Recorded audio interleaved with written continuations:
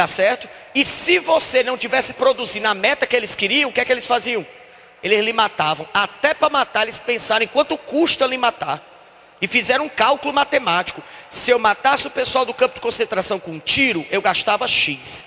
Se eu matar com câmara de gás, eu gasto Y. E Y era metade de X. E detalhe, com um tiro eu mato uma pessoa.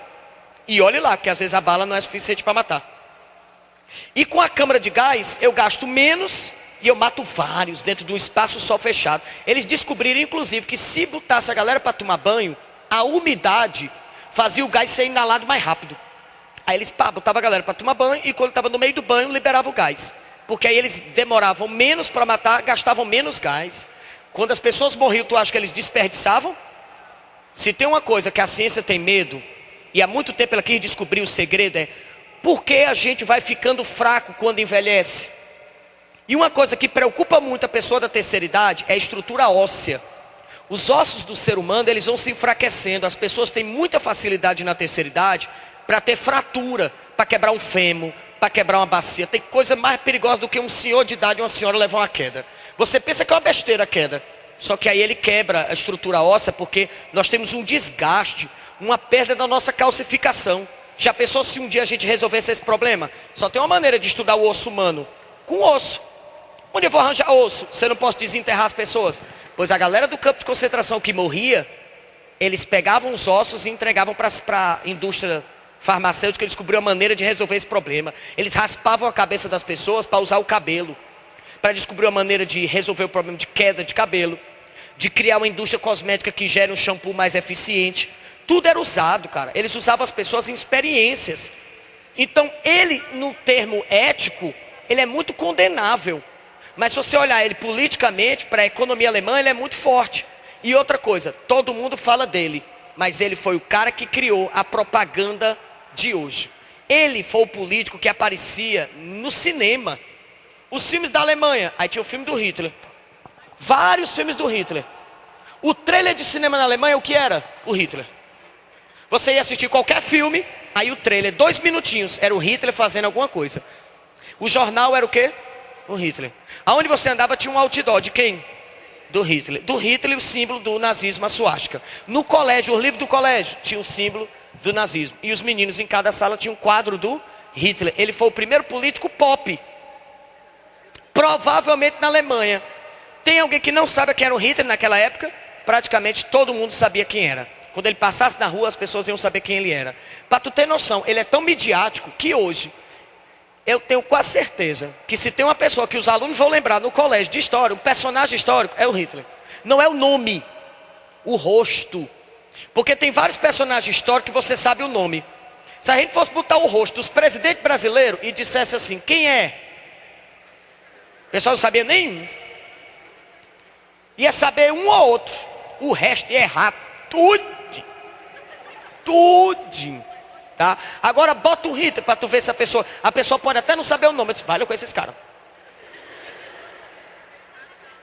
Tá certo? Você na hora já vê, esse menino eu conheço, esse menino.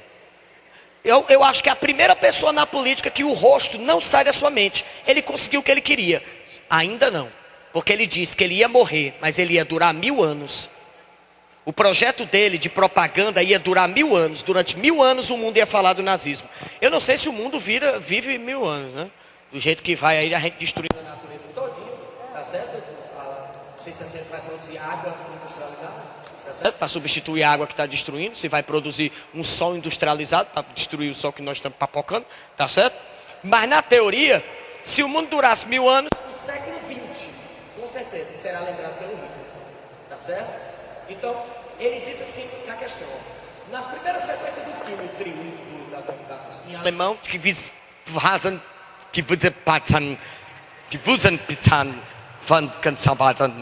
é o triunfo da vontade. Tá certo, alemão? Os alemães, eles falam bem bastante, tá certo? Por isso que os jogadores da Alemanha falavam pouco, porque não dá tempo. Porque se ele falar toca, aí já não, entendeu? O zagueiro já tomava a bola. Então eles jogavam bem em silêncio, bem concentrados, tá certo? É um sonho meu, ainda vou ver um casal alemão discutindo. Deve ser muito massa, né não? Eu vou filmar. Olha, é um filme alemão de 1935. O Hitler chega de avião, como se fosse Messias. Olha, lá vem o Hitler de avião. O bimotor planeando sobre as nuvens que se abre à medida que ele desce sobre a cidade. A propósito da cena, a cineasta escrevia: o sol desapareceu atrás das nuvens. Mas quando Führer chega, é o apelido que ele tinha na Alemanha de Führer, como se fosse o protetor, o pai. Chega, os raios de sol cortam o céu hitleriano. Aí ele vinha no avião. Esquema Leonardo DiCaprio. King of the world. Tá certo? Beleza? O texto mostra algumas características centrais do nazismo. O nazismo desprezou as manifestações de massa? Não. Ele foi quem disse na política que você tem que usar o máximo de manifestação e massificar. Porque o que é que eles diziam? Uma mentira dita 100 vezes se torna verdade. Funciona? Funciona. De vez em quando o Facebook diz uma mentira. Diz, um cara posta uma mentira no Facebook, aí um bocado de gente compartilha e tem gente que acredita que é verdade. Acredita. Tem um jornal no canal por assinatura chamado Jornal Sensacionalista. É de mentira o jornal da Multishow, é de mentira. Aí eles criam as reportagens super bem feitas, mas é tudo de mentira. De vez em quando essas reportagens a galera posta no Facebook e pensa que é de verdade, ó. Aí eles fizeram uma reportagem sensacional, que era um ladrão chegando no posto de gasolina para roubar. Aí quando o ladrão desce do carro para roubar, vem um ladrão e rouba ele. Aí o ladrão foi na delegacia prestar queixa com o ladrão que roubou ele.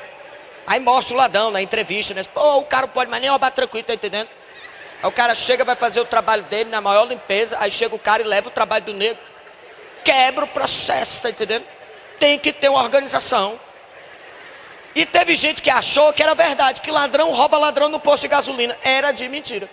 Se uma besteira dessa pode virar verdade, tu imagina se eu dissesse o tempo todo: os judeus são nossos inimigos, os judeus são nossos inimigos, os judeus são nossos inimigos. Vai chegar uma hora que você não sabe quando foi que começou, mas você sabe de uma coisa: você tem ódio a judeu.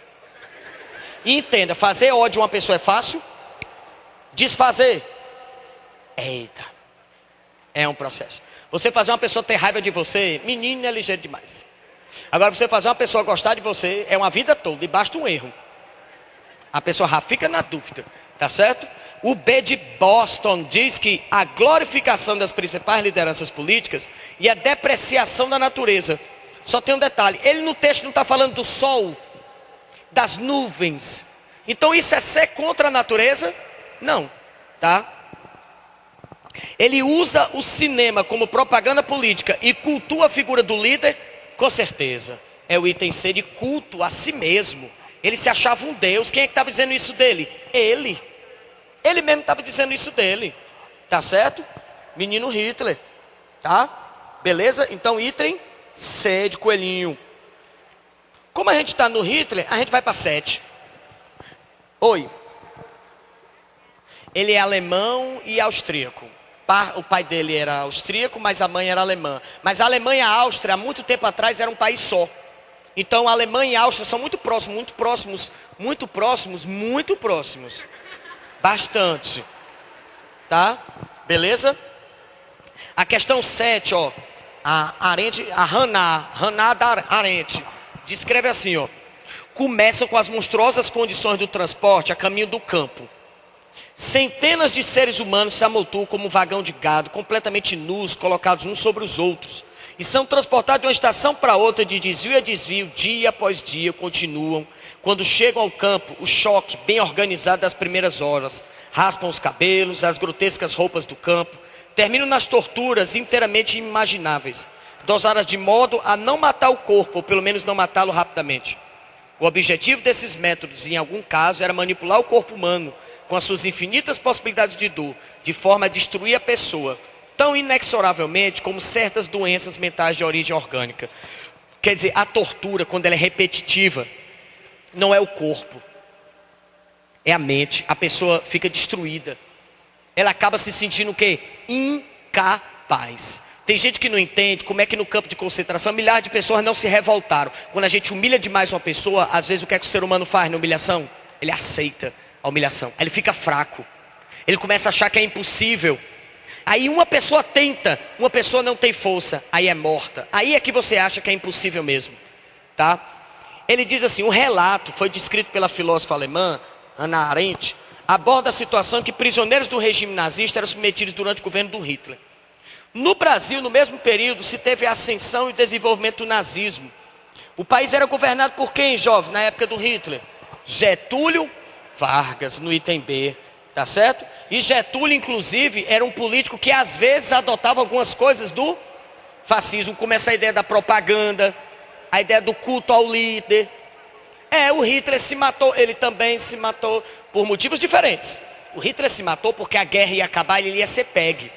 Não sei se vocês sabem, o Hitler, ele era muito aliado da Itália, né?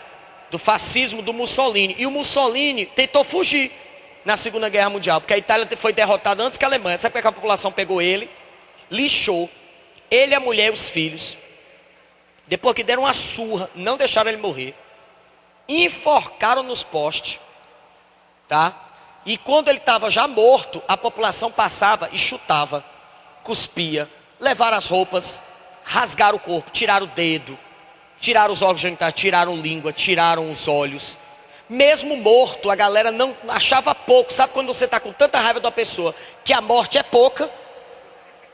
Tu tem noção de quanto é desgaste, quanto é, vamos dizer assim, denegrir uma pessoa. A pessoa não tem nem o que enterrar dela, porque ela foi toda rasgada. Então o Hitler sabia o que aconteceu com o Mussolini. Tu acha que ele vai tentar fugir?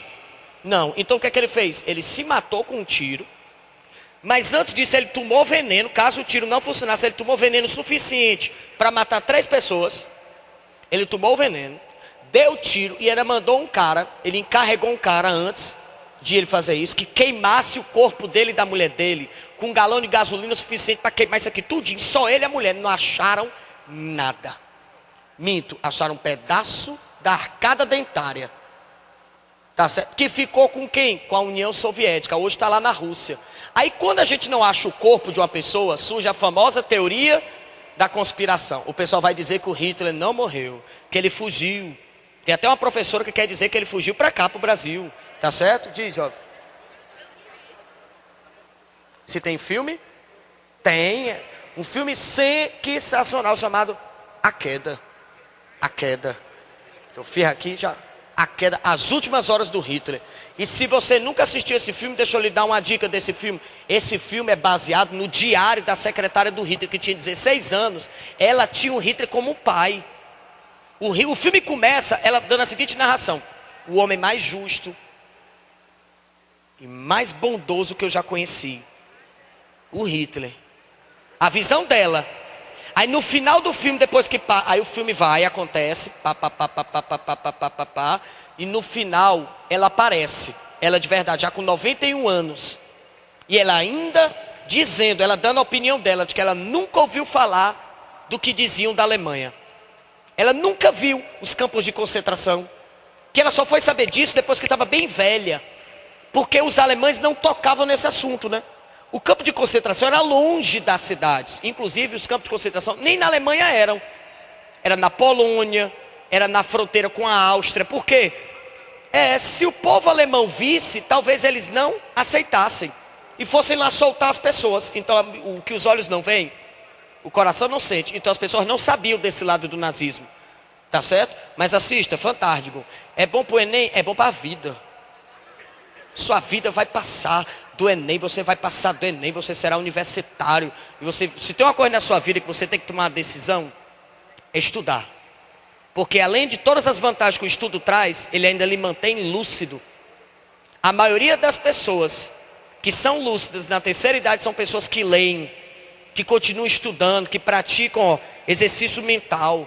Então não há mal nenhum em estudar.